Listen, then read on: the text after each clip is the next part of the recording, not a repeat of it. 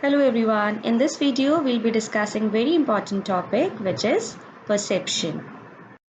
We'll be covering its meaning, definition, process, and what are the ways through which we can improve the perception process. Perception is very easy to understand. It is basically which we say अवधारणा, अनुभूति in Hindi. So it is basically हमारी क्या feelings है, हमारी क्या अवधारणा है, या हम किस तरह से चीज़ों को लेते हैं. What meaning we are giving to the environment around us. हमारे आसपास के जो things है, events हैं या जो लोग हैं उनको लेके हमारा क्या नज़रिया है, that is what perception is.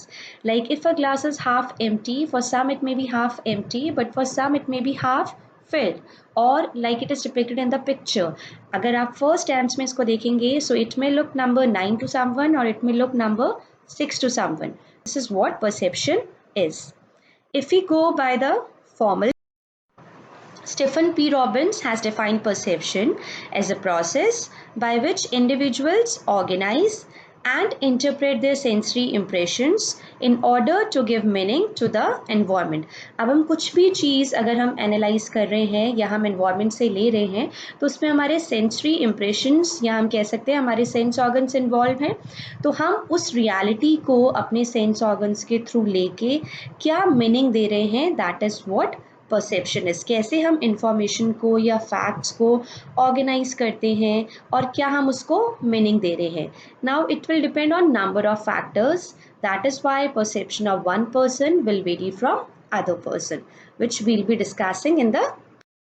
Now if we talk or if we brief the process of perception, there are 4 steps involved in it: receiving stimuli, selection of stimuli, its organization, and its interpretation. So in short, we can say the process of perception is RSOI, where reception of stimuli is there, its selection, its organization, and at last interpretation is being done. Now let's talk about these steps in detail. Now the first step is receiving stimuli.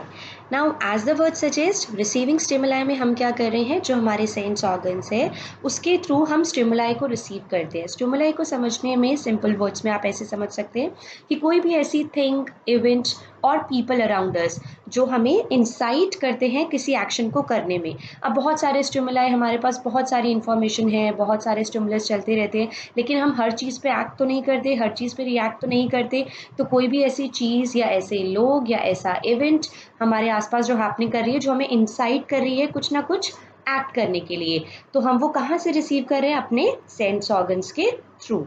अब के बाद हम उनमें से क्या करते हैं, पहले तो हम रिसीव ही फिल्टर होके करेंगे जो हमें लग रहा है हमारे लिए इम्पॉर्टेंट है, लेकिन उसमें भी अगर हमारे साथ पास बहुत सारे स्टिमुलस आ जाते हैं तो हम उनमें से सिलेक्ट करेंगे.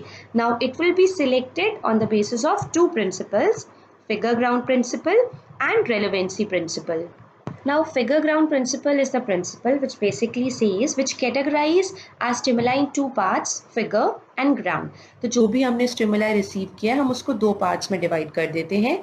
फिगर में वो सारी चीज़ें आ जाएंगी जो हमें लगता है कि मीनिंगफुल है, हम वो सारी एक्सट्रैक्ट कर लेंगे, और जो हमें लगता है मीनिंगलेस है उनको हम ग्राउंडेड कर देंगे. This is what figure ground principle is. Relevancy, as the name suggest, अगर हमें लगता है कि ये हमारे लिए रेलिवेंट है for future needs or for future desires, then definitely we are going to select that particular stimulus. Next is how we are going to organize it. अब आपने रिसीव कर लिया, रिसीव के बाद आपने फिल्टर करके सिलेक्ट कर लिया कि ये स्टिमुलस मेरे पास अवेलेबल है. अब उन स्टिमुलस को हम ऑर्गेनाइज करेंगे. Let's talk about the 3 ways by which we can organize these inputs. These 3 ways are grouping, closure and simplification.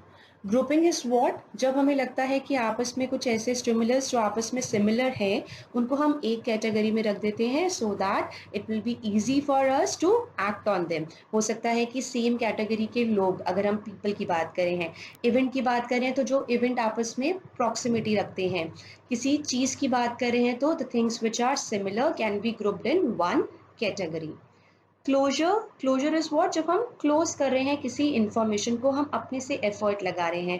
Now से फॉर एग्जांपल हमें कोई इन्फॉर्मेशन मिली है किसी लोगों के बारे में विच इज़ इनकम्प्लीट, तो अब हम क्या करते हैं, अपने सेंस ऑर्गन्स को और अपनी प्री कंसीव नोशन को अप्लाई करके we try to close that, हम अपने एजम्पशंस लगा के हम क्या करते हैं, वो जो स्टिमुलाई हमें आधा अधूरा है उसको कंप्लीट करने की कोशिश करते हैं। Simplification as the name suggest, आप जो भी कॉम्प्लिकेटेड इंफॉर्मेशन है उसको सिंप्लीफाई करेंगे जिससे कि हम अच्छे से उस स्टिमुलस पे एक्ट कर सकें। Next step is interpretation. Now in interpretation we are assigning meaning to the data available to us. तो सबसे पहले हमने receive किया, फिर उसमें से select किया. After selecting we have organized and then we are in a position to assign a definite meaning and act on the data available to us, which is available to us. Now there are various factors which affect the interpretation: needs and desires, experience, halo effect, personality and stereotyping. ये कुछ internal factors हो सकते हैं, कुछ external factors. पहले हम internal factors की बात करते हैं। First is needs and desire. अब जो भी हमारे पास स्टिमुलस है, अपनी नीड और डिज़ायर के हिसाब से हम उस पर एक्ट करेंगे। अगर हमें लगता है या ये हमारे लिए यूज़फुल है तो हमारा सोचने का तरीका उस पर्टिकुलर स्टिमुलस की तरफ, उस पर्टिकुलर इंफॉर्मेशन की तरफ अलग हो जाता है। Experience, what was our past experience, that is definitely going to affect our action right now. अगर मुझे लगता है कि इस चीज़ को, इस तरह का स्टिमुलस या इस तरह की इंफॉर्मेशन मेरे पास पहले भी थी और मैंने ऐसे एक्ट किया था, तो अपने प्रीवियस एक्सपीरियंस के बेसिस पे मेरा जो करंट एक्शन होगा that will definitely depend on that. Hello effect, hello effect I have already discussed in my previous videos. Hello effect में क्या होता है कि अगर हम किसी पर्टिकुलर ट्रेट को लेके या किसी पर्टिकुलर एक्सपीरियंस को लेके, किसी पर्टिकुलर बिहेवियर को लेके हम पूरा उसको जज करने लगते हैं हर एस्पेक्ट से, which is called hello effect. तो वो कोई एक इंसान का कोई पर्टिकुलर ट्रेट हो सकता है, वो किसी जगह के बारे में हो सकता है, तो हम किसी एक चीज़ को पकड़ के बैठ जाते हैं और उसी चीज़ को लेके हम अपना पूरा परसेप्शन बना लेते हैं। That is what halo effect is, which is also based on our previous experiences. Personality, what is your personality? It will vary from person to person कि आप किस चीज़ को कैसे मीनिंग दे रहे हो। स्टीरियोटाइपिंग इज बेसिकली जब हम किसी पर्टिकुलर क्लास, क्रीड या रीजन के लोगों को कैटेगराइज कर देते हैं। This is what stereotyping is. Say for example आपके पास, आप एक you are, let's say you are just taking an interview, okay, तो उसमें आपके पास डिफरेंट, इसको हम रिलेट कर सकते हैं इस परसेप्शन प्रोसेस से। आपके पास स्टिमुलस आए, उनको आपने फिल्टर किया, then you have organised and then you are interpreting. अब इंटरप्रिटेशन में आपके बहुत सारे फैक्टर्स अफेक्ट कर सकते हैं। अगर हम इंटरनल फैक्टर्स की बात करें तो स्टीरियोटाइपिंग में क्या होता है कि हमारा परसेप्शन बना हुआ है कि इस जगह से जो लोग होते हैं या जो इस कम्युनिटी के जो लोग होते हैं या जो इस रीजन से बिलोंग करते हैं या यंग पीपल और द एल्डर वंस, कोई भी हम कैटेगराइज कर देते हैं और हमारा अपना परसेप्शन होता है कि ये तो ऐसे ही होते हैं, which is very wrong, but this is an internal factor which affects the interpretation. Now let's talk about the external factors. अब एक्सटर्नल फैक्टर्स क्या क्या होंगे जो कि अफेक्ट करेंगे? Status. Generally, people with high status are perceived differently. People with low status are perceived differently for most of the people.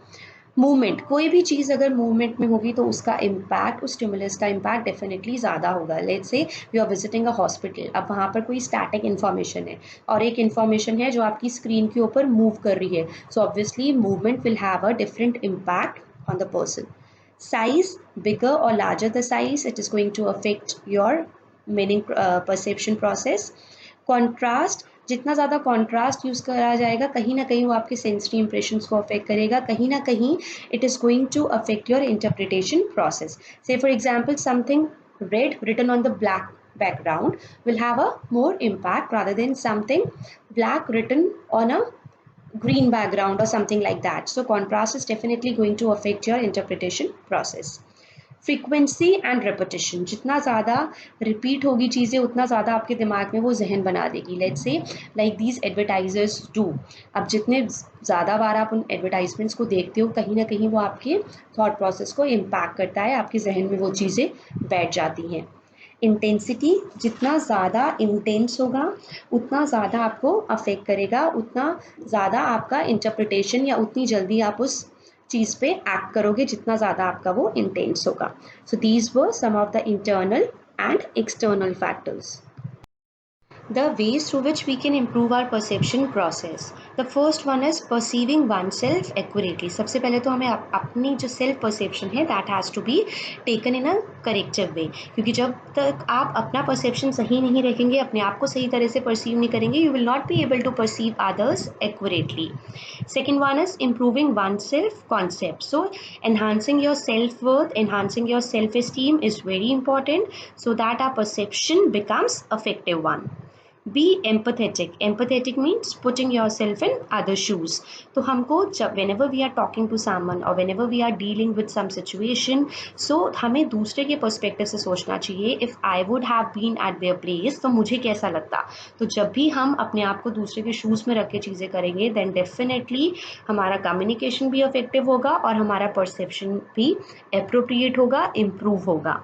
Having positive attitude, अगर हम negative attitude के साथ चलेंगे तो कहीं ना कहीं हमारा वो परसेप्शन वैसे बन चुका होगा और हम सही डिसीजंस नहीं ले पाएंगे।